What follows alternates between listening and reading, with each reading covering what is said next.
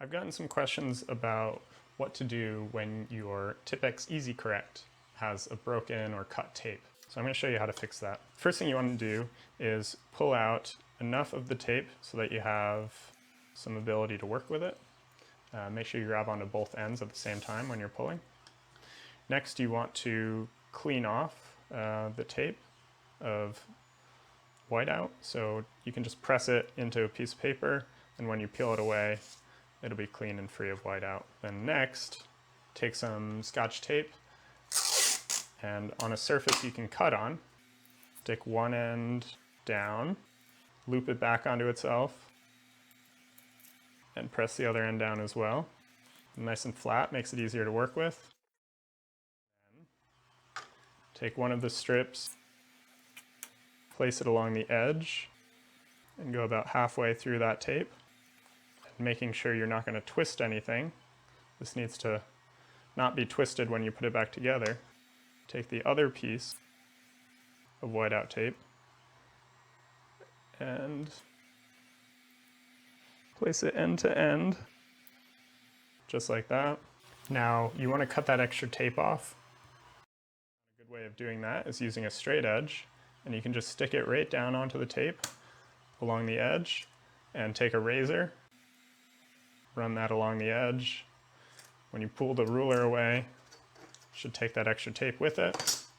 You still have the ends that are taped down, so we can cut those off. That one and that one.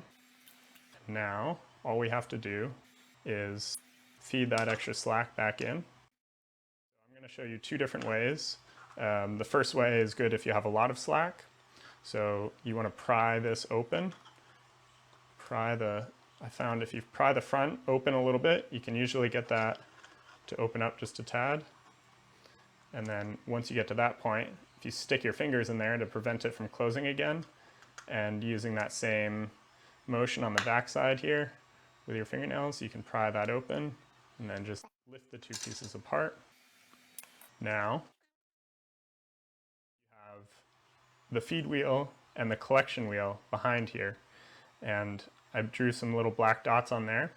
If you push with something sharp like a razor or a needle or something, you can spin that collection wheel while holding the feed wheel. So I'll show you what that looks like, and you should see some of that slack getting taken up.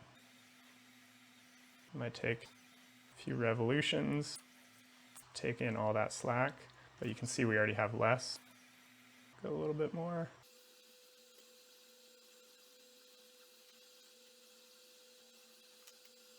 Make sure this all stays aligned.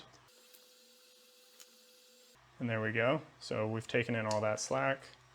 I'm going to put this back together, and works as it should. And so I'm going to show you also the other way. If you have just a little bit of slack, so you can see there's just a little bit hanging out there.